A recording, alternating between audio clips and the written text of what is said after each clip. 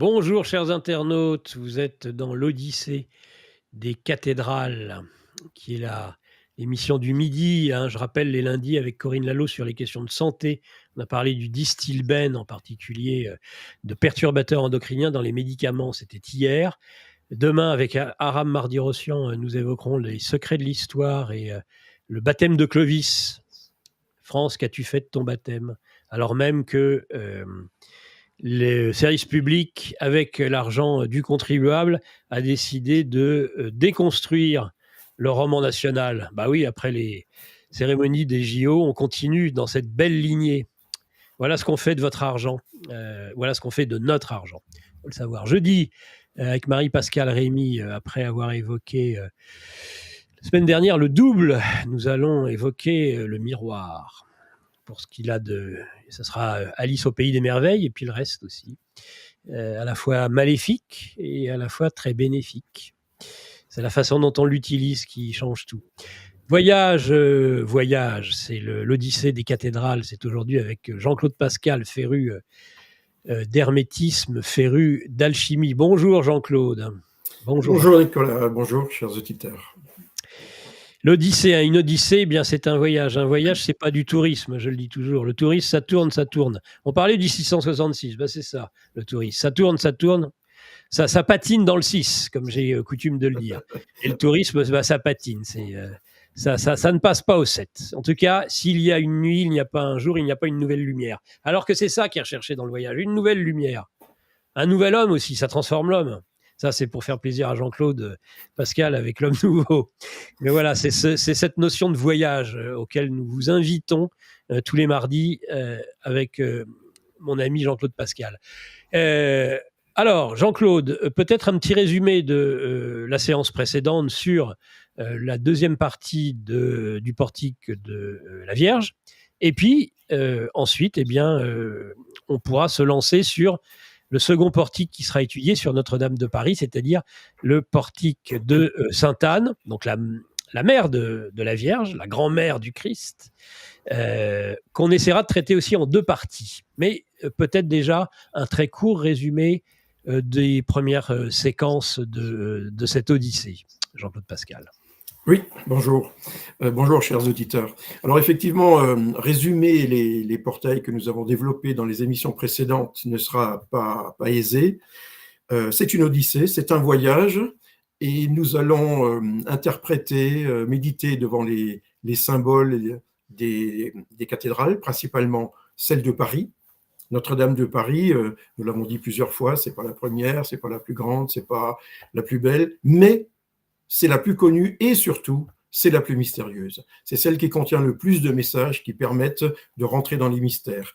Déjà à l'époque, au XIIIe, XIVe siècle, on venait à Paris pour observer et discuter sur le parvis à propos des messages hermétiques, des symboles hermétiques et bien sûr d'alchimie. En plus, naturellement, des allégories qui tiraient de l'Ancien Testament, du Nouveau Testament, des apocryphes et de ce qui était déjà les sciences secrètes ou les séances interdites. Donc le portail de la Vierge dont nous avons parlé, eh bien, représente la dormition de la Vierge, c'est-à-dire comment est illustrée la montée et la participation de la Vierge au domaine céleste, dans les cieux. Et nous avions développé cette idée que la Vierge n'est pas morte, mais qu'elle est, avec son corps, participante à la fois de l'Église terrestre et de l'Église céleste. Un autre important aspect du portail de la Vierge était les cycles astronomiques que l'on peut retrouver sur la colonne de gauche et à droite avec les symboles du zodiaque, qui présentent un temps dans le cosmos, les différents métiers et les saisons qui représentent le temps sur Terre, et, important, les temps de l'homme, qui sont divisés et qui ne s'arrêtent pas à la fin de la vie, qui montrent comment, en fait, il y a renaissance et retour dans un état que certains appellent originel, que je préfère appeler dans un état divin. Voilà, je ne vais pas aller plus loin. J'invite cependant toutes les personnes qui sont près d'une cathédrale, qui vivent dans une capitale, ou près d'une abbaye, ou d'une abbatiale, d'une petite église, eh bien, de profiter de ce moment, au lieu de passer sans rien voir ou de voir un vieux monument, eh bien, de regarder s'il n'y a pas un détail qui attire leur regard.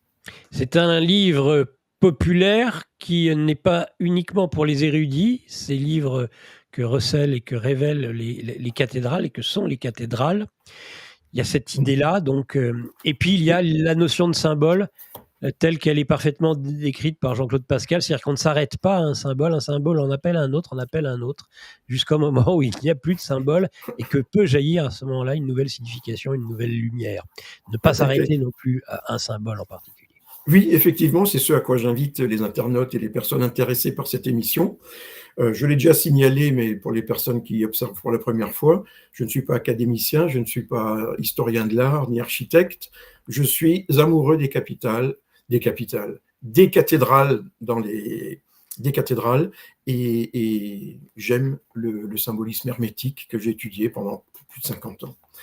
Donc, le message que je donne n'est pas toujours très catholique, mais je donne des détails qui sont tirés de l'évangile, des apocryphes, de la croyance et des légendes populaires, et bien sûr des messages cachés hermétiques qu'on peut y projeter ou qui y sont et qu'on peut y déceler. On parlera des apocryphes aujourd'hui.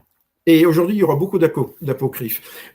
Nous parlerons du portail de Sainte-Anne aujourd'hui et dans la prochaine émission. Et ensuite, nous passerons un temps sur le portail central, qui est le portail du jugement dernier, que nous approfondirons. Et là seront intégrés beaucoup plus pas seulement les apocryphes, mais aussi l'Apocalypse, bien sûr, mais aussi des légendes populaires. Le portail central est souvent le portail du jugement dernier. Il y sera accordé 1, 2, 3 émissions. Et c'est surtout un portail, ou plutôt une illustration qu'on retrouve sur quantité de tympans d'abbatiales et des autres cathédrales. Mais aujourd'hui, commençons par le portail Sainte-Anne. C'est celui qui, lorsqu'on est face à la cathédrale, sur le parvis de Notre-Dame de Paris, eh bien, c'est celui qui est sur notre droite. Ce portail, pour ne pas déborder, nous parlerons des tympans et des linteaux, et la prochaine émission, nous parlerons du trumeau, du pilier, avec beaucoup plus de symbolisme alchimique que dans le tympan et les linteaux. Mais commençons. Ce portique de Sainte-Anne, est sans doute plus ancien. Les spécialistes disent qu'il est plus ancien que le portail de la Vierge.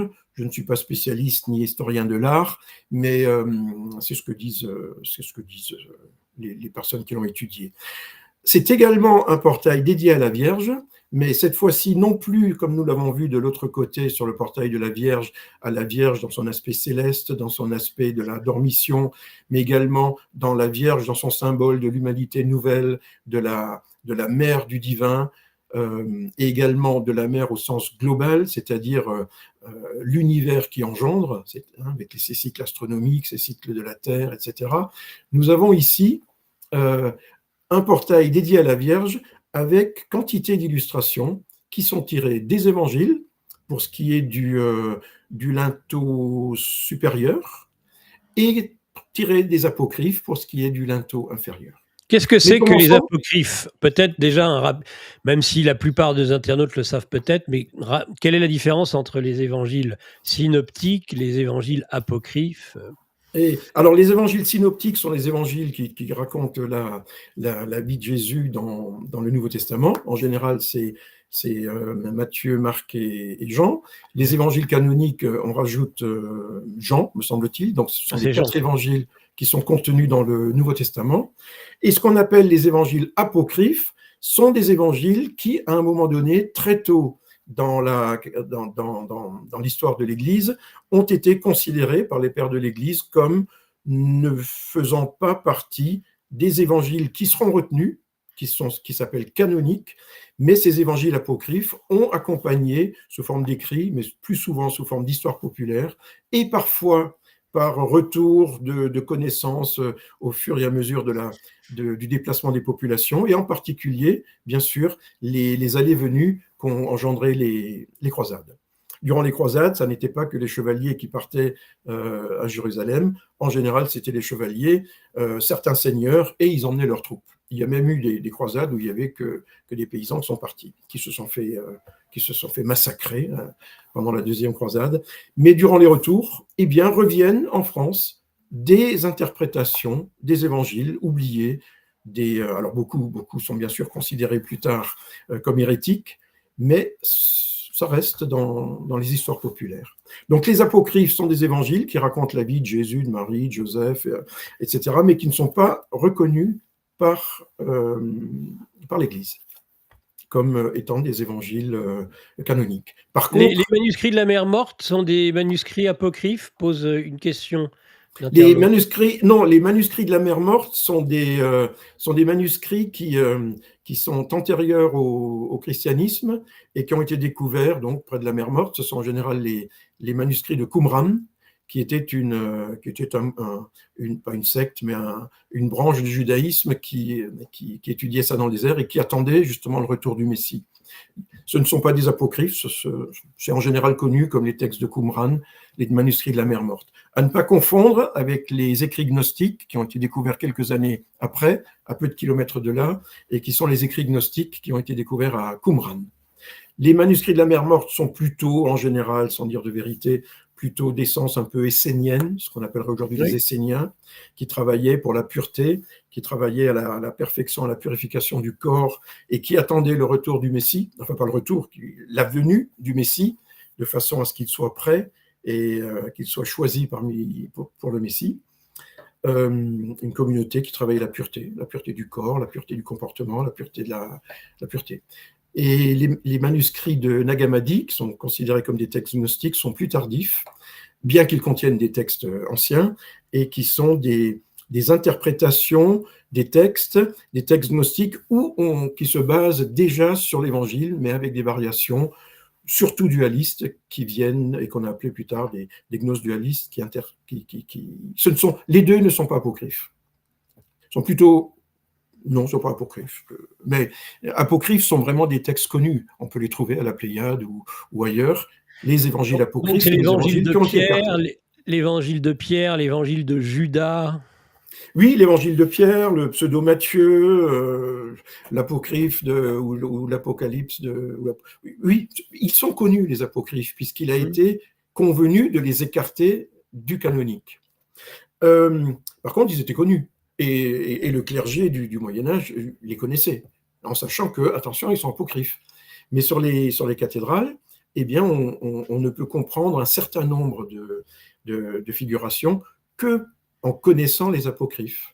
Donc, les tailleurs connaissaient Alors, souvent, on parle de l'évangile de Judas, de l'évangile de Marie, de l'évangile, etc. L'évangile de Thomas est un évangile gnostique. L'évangile de Judas est, à mon sens, un faux vrai d'époque, ou un vrai faux d'époque, qui a été écrit après, pour donner un message particulier de l'apocryphe de Saint Jacques. Jésus. Et il y a aussi le Jacques. Enfin, il y en a plein, l'évangile de Pierre. Voilà. Pour ceux que ça intéresse, c'est très intéressant de les lire, et ensuite de comprendre pourquoi ils ont été écartés, et puis de revenir au canonique. Allez, on ferme la parenthèse de l'apocryphe. Allons-y. Le portail de Sainte-Anne. Sinon, à mon avis, ce n'est pas 2 émissions. Le portail de Sainte-Anne, je vais passer assez rapidement sur le tympan. J'ai trouvé des illustrations qui sont libres de droit sur Internet. Ce ne sont pas des photos. Le tympan, donc c'est la partie supérieure de la porte du portail en ogive, représente, comme dans le portail de la Vierge, la Sainte Vierge Marie en gloire. C'est-à-dire, elle est sur un trône, elle tient son enfant sur ses genoux, et elle tient un sceptre plus ou moins fleuri, qui rappelle en fait donc la vie, et son enfant fait le signe de bénédiction et tient un livre ouvert.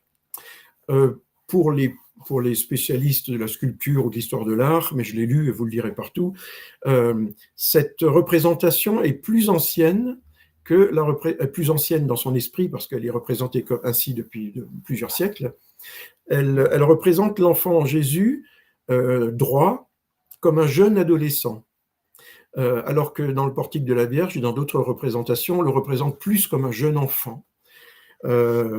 C'est intéressant parce qu'également, ça montre une distinction, ce n'est pas forcément voulu, mais c'est quelque chose qui transpire, au moins dans mon regard, c'est que Jésus présenté comme un jeune adulte ou comme un adolescent est déjà considéré comme un adulte, comme on le trouvera dans certains passages des évangiles, lorsqu'il va discuter avec les prêtres.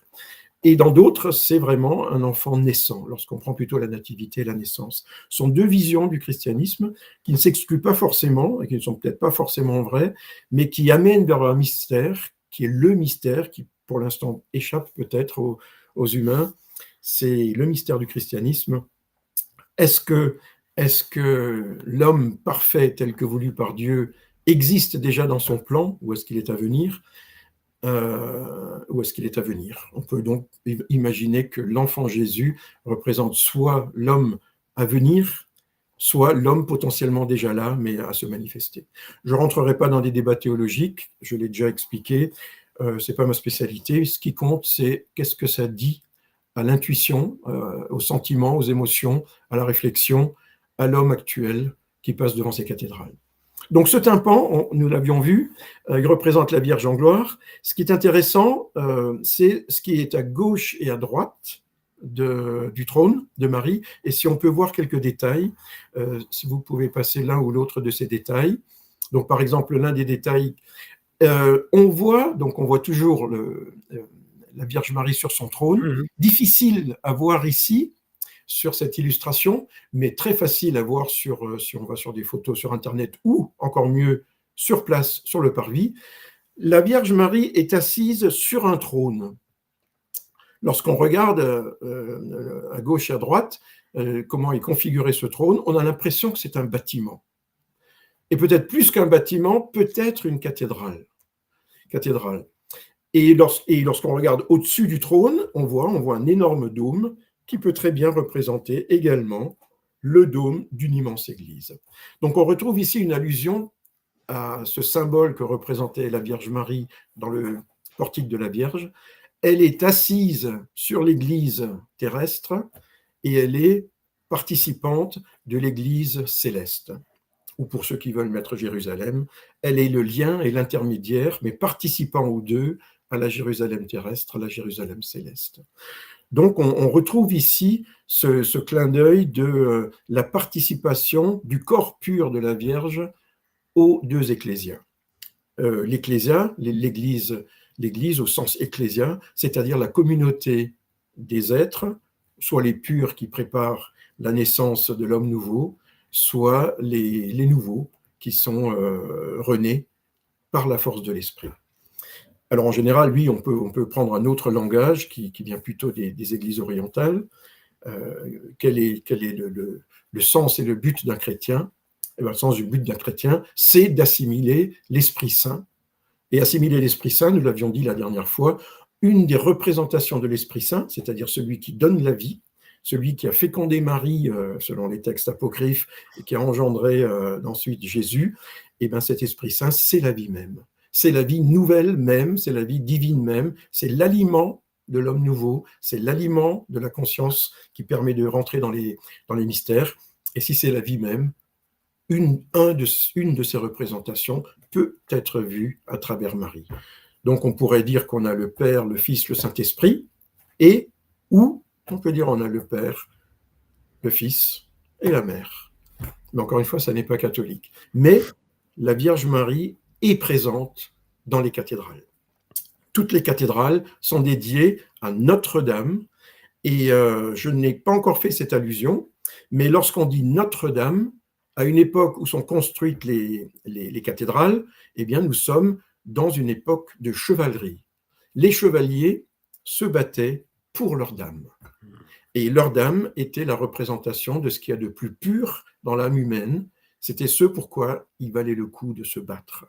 en plus du rôle qu'avaient les chevaliers à l'époque, hein, qui avaient des rôles de défense de l'Église, de défense du Seigneur, de défense du pauvre et de l'opprimé, de la veuve, de l'orphelin, des chemins qui vont à Jérusalem par la suite. Mais il y a, vers le XIIe siècle, et puis encore le XIIIe, comme une noblesse dans la chevalerie, et cette noblesse est bien sûr aussi à prendre d'un point de vue symbolique. Donc Notre-Dame, c'est également la Dame. La cathédrale représente la Dame, celle pour laquelle eh bien, il est intéressant d'accorder 5 minutes, 30 minutes, 1 heure pour aller la visiter, y méditer, ou alors simplement se laisser emporter par l'imagination, par l'un ou l'autre des symboles qui nous appellent à ouvrir l'œil, et si possible l'œil de l'esprit. Donc tout à l'heure, je disais, il y a deux détails, à gauche et à droite de cette Vierge en gloire. Nous voyons des anges, à gauche et à droite, et d'un côté, un roi ou un seigneur, le genou à terre, pour rappeler un petit peu cet aspect chevaleresque, et de l'autre côté, un homme d'église, qui lui est debout. Alors là commence un débat ou quelque chose qui... Pourquoi l'ange a-t-il un genou à terre et pourquoi l'homme est debout? Tiens, déjà. Non, pardon. Les deux anges sont debout, mais derrière l'ange, d'un côté, on a un homme d'église qui est debout, que l'on voit là, et si on voit la figure précédente, pour comparer, on voit également un ange debout, sur la précédente ou la suivante, on voit également un ange debout, et derrière, un roi ou un seigneur à genoux. Oui. Donc, ce qui est intéressant ici, parce que c'était la problématique de l'époque et à travers tous les siècles, c'est qu'ici, on a représenté le pouvoir spirituel, représenté par le clerc, comme étant debout et supérieur au pouvoir temporel, représenté par le Seigneur, qui met un genou à terre. Oui. Mais il y a également une indication intéressante, c'est que le pouvoir temporel, celui des seigneurs et des rois, eh bien, est au service de la Dame. Et on pourra retrouver ici quel est le rôle de l'Église et de l'État. Il y a souvent eu des guerres pour savoir est-ce que le pape domine les rois, est-ce que les rois sont maîtres dans leur royaume, est-ce que l'empereur contrôle les rois pour qu'ils soient au service de l'Église, ou est-ce qu'il compense? Ce sont des grands débats qui ont fait d'énormes guerres. Et aussi qui expliquent aussi à un moment donné les papes d'Avignon, et puis les contre-papes, etc. Dans une lecture de la Divine Comédie, qui viendra plus tard, ou dans d'autres lectures, mais je donne celle-ci, eh bien, on pourrait comprendre qu'en fait, l'Église a une tâche particulière qui est de sauver les âmes, pour le dire ainsi. Sauver les âmes au sens chrétien, de permettre l'aboutissement de la vie chrétienne, qui est l'homme nouveau, l'homme immortel. Alors que l'État a un autre rôle et ne doit pas se mêler des âmes, elle doit s'occuper des hommes, c'est-à-dire permettre de vivre dans un royaume qui est en paix, où les personnes peuvent manger, nourrir, se cultiver et pouvoir pénétrer dans les mystères de la vie, dans le sens de la vie, et puis notamment d'avoir cette quiétude qui permet la naissance de l'âme ou de l'homme immortel. Donc 2 rôles bien séparés. Ici, dans le tympan du portail de Sainte-Anne, on voit bien l'Église debout, qui veut bien dire nous avons contrôle sur les rois, et les rois et les seigneurs doivent s'occuper de maintenir la paix sur terre ou un certain ordre pour que l'Église puisse sauver les âmes. Mais ce débat a eu lieu, les 2 pouvoirs sont séparés, et dans les faits, ils se battent toujours les uns contre les autres. Alerte Info. Géopolitique profonde prend sa place dans le paysage médiatique français. Bonsoir à tous, vous êtes sur Géopolitique profonde, la chaîne qui est là pour remplacer les médias subventionnés. On investit maintenant la rue et on veut vous entendre. Le gouvernement de M. Macron nous a obligés et nous a enfermés chez nous. Mais on a besoin de votre soutien. Alors cliquez sur le bouton j'aime pour nous soutenir.